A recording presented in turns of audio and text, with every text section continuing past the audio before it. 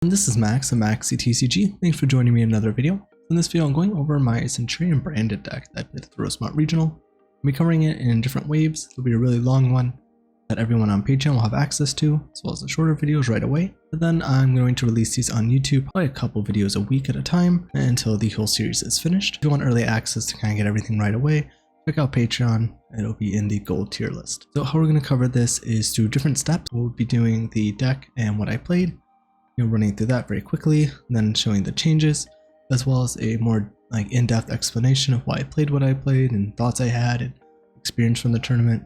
We'll also do a in-depth analysis of Centur-Ion overall as a whole for any new players that are interested in the deck, really giving it a new player beginner perspective, and try to help any new players that are getting to the game from understanding Centur-Ion as a whole. And we're also going to do some combo videos. We'll then do side deck patterns, kind of showing what I would side in and out for different common matchups, and then also do a very quick tournament report summary, as well as an in-depth run through all the different matches that I had, and what happened, what went well, what mistakes did I make, what I would have done differently, and kind of discuss through that to help you guys learn from my experiences. I hope this is helpful. Check out the timestamps and description if you're looking for different connected videos. So in theme, you have 13 one-card starters that just end up being a 1.5 card play, because you have to send a card for the field spell to be able to play. But in this deck, we're also playing 3 Prosperity, which puts us to 16. And then we have 19 with the Branded Fusion, because I consider that just overall really good card in the deck, since you can use it as a starter to just do branded plays if you have nothing else. You can use it as an extender if your cards get stopped. You can also use it as a board breaker when pushing, going second. So you can use it in a lot of different ways. And I'd say the one thing that's nice about this is, as long as you can get to your Centur-Ion stand up and kind of having Primera in circulation, even if they stop it, you could still use Branded Fusion, because you don't necessarily need to Synchro on your turn. And the Branded Fusion, since it locks you into fusions, you can summon the Synchros like Legacia or something on your opponent's turn using your monsters. So even with the lock, I don't generally start with Branded Fusion. It's more of a follow-up play, and you could still keep playing. Now, obviously, if you get to that point, you can't Calamity or do the Crimson Dragon lines, and it also lets you make plays that will keep you still safe from Droll and Nibiru, which is really nice, which is kind of one of my concerns with the Horus engine. And this also gives you more pushing power than just the pure hand trap version, which is one of my concerns with the deck, because the deck's pretty much main way of winning is when you go second, you hand trap them into the ground. In terms of hand traps, we have 17 hand traps. You have a very high chance of opening 2 to 3 of these, and we can look at some math on this. But the kind of goal is you hand trap them, and then you play with your 1 to 2 cards you have for starters, and then you kind of take control of the game in a simplified game state, or kind of lock your opponent out. So you have a good chance with that, but the problem is the deck really can't play through boards with its engine, which is really hard. So the Branded Fusion kind of helps with playing through hand traps, but also giving you more pushing power going second, while also playing around again cards like Nibiru and Droll. Because even if you just get hit off a Primera and it gets negated and you have Branded Fusion, you could still set up a line to do having Primera on field with the Lubellion to Synchro with on your opponent's turn, as well as the Mirror Jade as an interruption. So you can do some cool stuff. I'll show a combo at the end for this, as well as some other combos for the deck that I think are good to know. So that's why I think the Branded Fusion package actually works pretty well in here. I also as a package, none of these cards are inherently dead. The Branded Fusions are good, and then also the Elbaz could just be normal summon to fuse off your opponent's board. But again, because we're only playing 1 Elbaz, if you do draw the Elbaz, the Branded Fusions are probably dead unless you can get the Elbaz back into the deck. And we'll kind of talk about ratios for the Branded Fusion as well. Everyone, this is Editing Max. If you're enjoying the content, hit that thumbs up button, give the video a like. Leave any comments if you have any discussions you want to start, and consider subscribing to the channel if you want to see more of this type of content. Everyone, thanks again for watching the content. I hope you enjoy, and we'll get back to it. So in terms of kind of looking at the deck and thinking about roles, there's 19 starters if you count Branded Fusion, 16 if you kind of just count Pot of Prosperity, so generic access to your Centur-Ion cards. So you have a lot of ways to play and make plays with the deck, which is good. You have the 2 kind of extenders here with the Wake Up Centur-Ion and the Emeth. And then we have the 17 hand traps. And then for kind of engine requirements, I'm playing the Phalanx. So it's just a overall solid trap card that you can set and use, but also gain recursion with your Synchros in the grave, that you can banish it to special summon them back. And then you also then have the Fallen of Elbaz, engine requirement for Branded Fusion, but can still be decent as a standalone as well. And you can even kind of use this to bait negates. And if you have ways to get, Primera on the field with a special summon, like the, Emblem of Oath or the Centurion stand up, you can still make plays even if the Fallen of Albaz gets stopped. So I think one of the things that's hard about playing the branded package is lack of extra deck space for some of the different cards I want to play. So that made it hard. I kind of went off something similar to what the Voiceless Voice branded decks were doing, except they're usually running 2 of the Albion Dragon, 1 Lubellion, and 2 of the Mirror Jade. I did want to play Super Poly in the deck, so I had to kind of choose. I think Garura is the best one for the deck because it does allow you to kind of make some plays using Super Poly against decks that are actually good to Super Poly and go into Garura. Because if you can set up like a Primera with the field spell, even if they stop you, like say you go Centur-Ion, stand up to get Primera, you can, if they stop you there, you set Super Poly. If you can go into Garura, you could make them lose 2 of their monsters, even though you're discounting a card. You'll summon the Garura. You can then Synchro on your opponent's turn with the Garura and the Primera and go to Chaos Angel, get a banish and an extra draw. So you get to make up for that discard, probably draw into hand traps, probably also have hand traps. So I really like the way Super Poly kind of complements this deck. And there's some good matchups in the format where Garura is really solid. I also played the Dragostapelia because I figured under Shifter, if you branded Fusion and you end on the Mirror Jade, the Mirror Jade is kind of dead on your opponent's turn because you can't send anything to graveyard under Shifter with Mirror Jade. So you can't really do anything with it. So what you could do is you could use Lubellion to actually go into Dragostapelia. So that's one option. I also thought Dragostapelia might be good against some of the Fusion decks for kind of hitting their boards, like Ubel or going against branded over like the Mudragon line. And the only thing I felt like I was really missing with this is, Mudragon's a little bit more of a generic option. And then Voiceless Voice, the Super Poly, wouldn't be as good. But I didn't really feel like I needed Super Poly against that deck. And I don't like necessarily Super Polying that board because of the fact that they have the ritual to kind of get their card back out, resummon low, unless you have a way to kind of stop that, like Super Polying an Ash. I'm not as big of a fan and I have a lot of cards to hit Voiceless.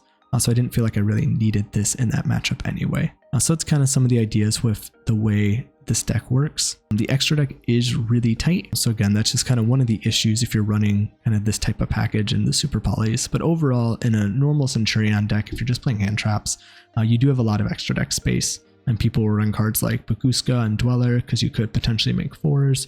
You have the Artemis and SP package because you can use Primera to go into Artemis and then use your other kind of extender. So if you get like 2 kind of starter cards that work together, like a Primera and a stand up, or Primera and Oath, or even Trudea Oath, Trudea stand up, you can then like get Primera, go into Artemis, and then use the other body, go into SP, get a banish.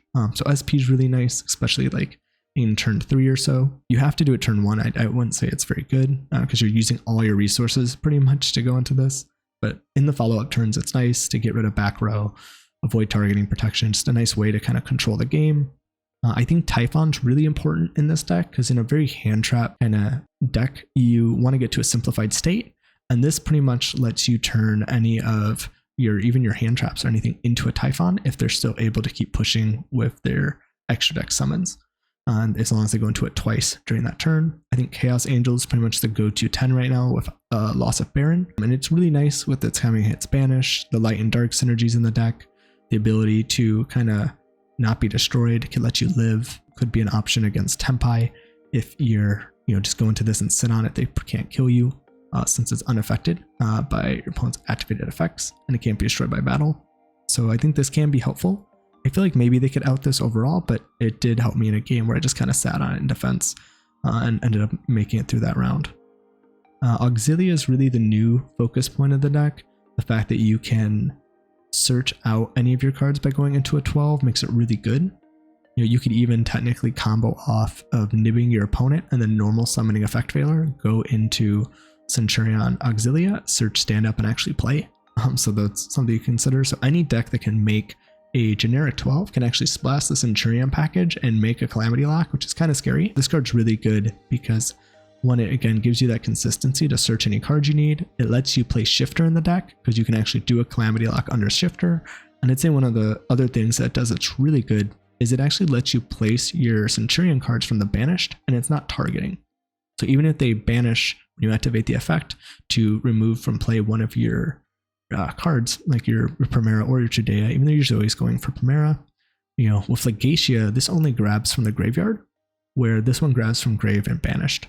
So this lets you even play through shifting yourself or getting your cards hit with the Bestials. So this really adds a lot to the deck, and I'd say generally you're almost always going for Auxilia first and then going for Crimson Dragon. But the basic idea is just Fenrir was a very good generic going first or second card in certain matchups.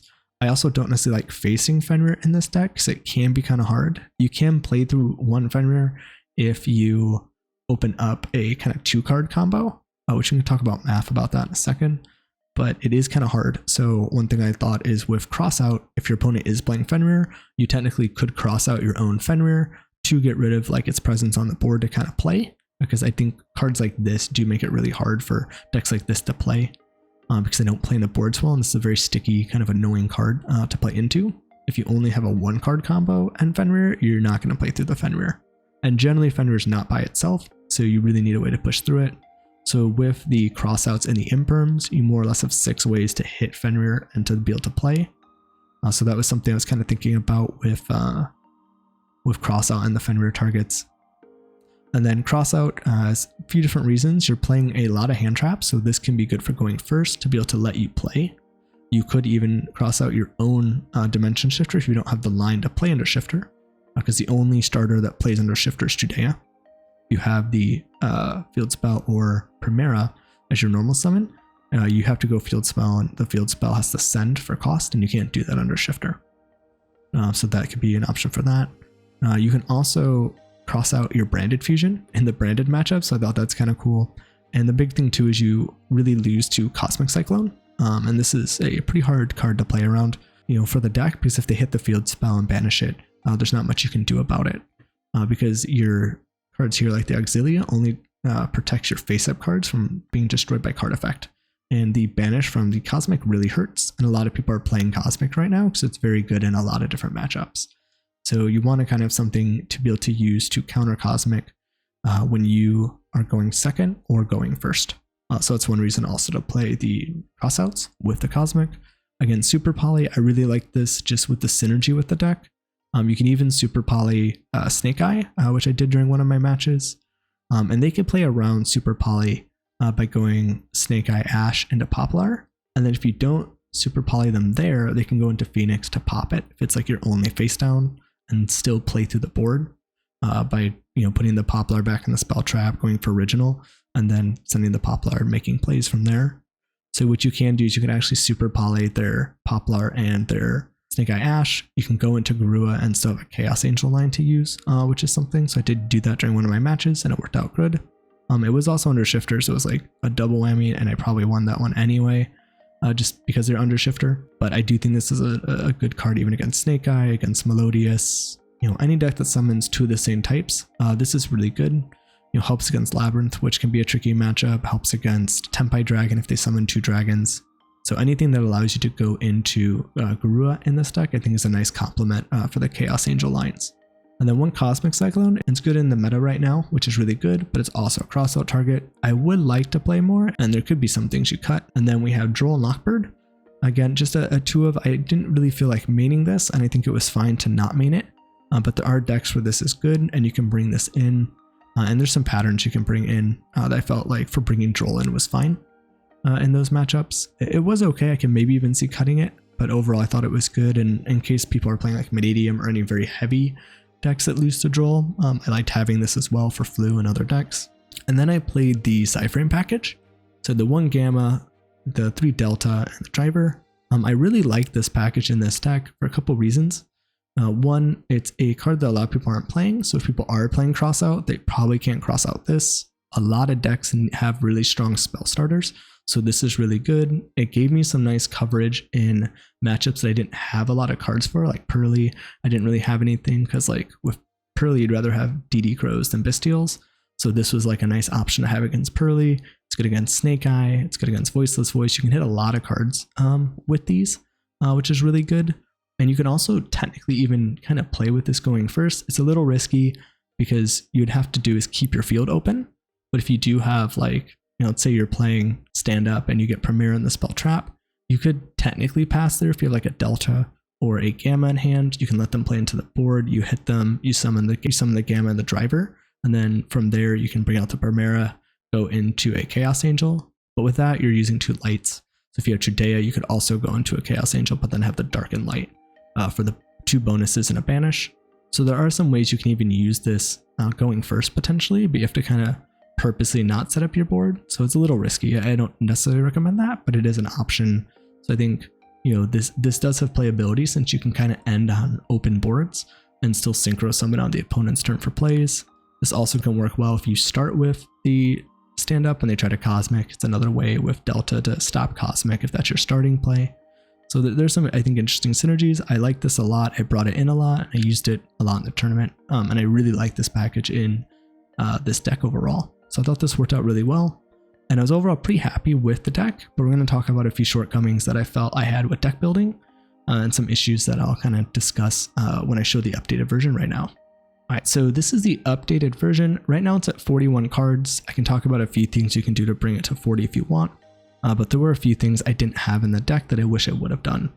So one was Ogre. I didn't have Ogre in the side or in the main, and I really should have done that with how popular Tempai was going to be and seeing that people were starting to play this. I did get Ogred a lot. I didn't necessarily lose games because of Ogre. I was able to keep playing, but one of the things with Ogre is in my head I was mostly focused on them hitting the field spell.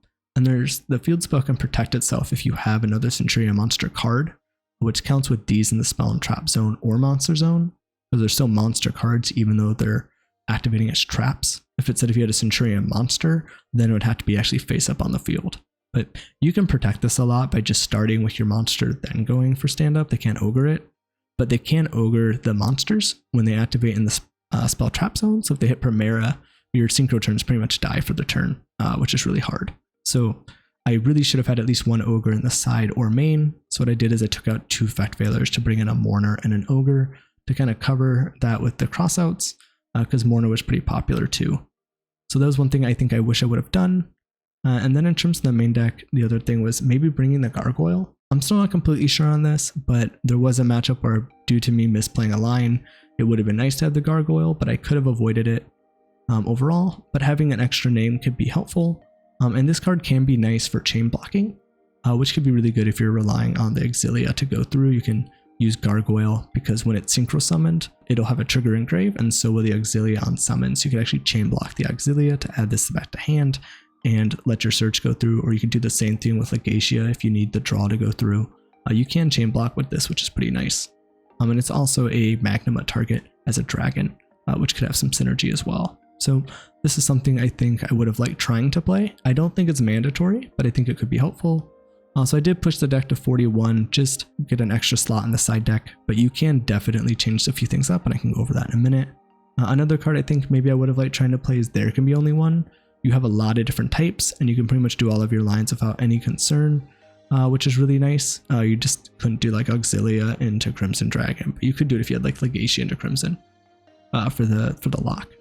But you have a lot of really cool options. You have to be careful of a few cards, but overall There Can Be Only One works really well in the deck and affects a lot of the meta, which is really cool, even though floodgates are not fun parts of the game, but they're legal parts of the game, so you have to consider them. So that's something I think I will try moving forward. I also wanted to try 3 Super Poly. I really like this overall because I like that it's a good going first and second card in this deck. So I thought that was nice. You could also make some changes as well, like if you wanted to do 3 Cosmic, you could cut a Super Poly and There Can Be Only One and just do 3 Cosmics and 2 Super Poly, which is definitely acceptable to do. That is something you can consider. I also cut the Fenrir, so you could just cut Super Poly and There Can Be Only One and put Fenrir's back in if you do like that. The only thing is you play a gambling game with Fenrir. Are they going to keep Nibbin? And one of my opponents actually did keep Nibbin when I thought they were going to take it out, but due to the misplaying, it ended up hurting them. Because they could have nibbed me and they didn't, due to just some mistakes they made. Another thing you can consider too is you can potentially move one of these cards here. I think would be like the flex spots outside of maybe Droll. If you don't feel like you need Droll in the format, I'd maybe take out 1 Super Poly if you want to just make your deck 40 and maybe move a card like Ogre or maybe Druid Worm to the side instead. But then you got to make sure your side deck patterns work out and everything. So this is what I would probably be playing moving forward. The 41 versus 40 doesn't really hurt. The other thing I would have changed is the Elbaz package. I think I was playing 2 Mirror Jade, and it could just be a bad bias from the tournament, but I actually never got to Mirror Jade because even when I had Branded Fusion, I either got double hand trapped or triple hand trapped. So I wasn't even able to get to it because they always hit the Albion. So I never even got to the second branded to make it recyclable, because the idea with the Voiceless Voice branded deck, when they would play Branded Fusions, they'd play 2 of this, 1 of this, 2 of the Mirror Jades, because it does give you a recursion with the Mirror Jades sending this to grave. You get to get the Branded Fusion. You could go again by putting the Elbaz back. You really rely on getting Elbaz back into the deck to be able to reuse. So if they stop you at all with your ability to get Elbaz out, unless you play more than 1, the Branded Fusion kind of becomes dead. So I just felt like, from my experience, I didn't necessarily feel like you needed the recursive Branded Fusion Elbaz line. I felt like you can go with a minimum of these 3 to still play, and that worked out okay. And one thing I didn't play was Ignic Master Packbit, which did come up a couple times in the tournament, where I got double hand trapped after having like Trudea as a starter and then going into Primera. And because they both got hand trapped, I didn't really have a line to go into besides just sitting on an SP, which I didn't feel was very good because you don't get to use the banish going first. You're just sitting on it and hoping the banish effect from SP is enough.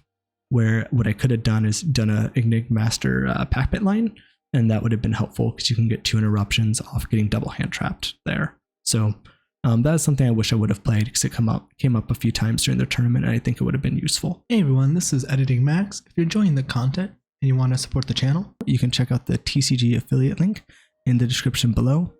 It supports the channel and costs you nothing, and you'll just be doing the same thing you normally do when buying cards from TCG Player.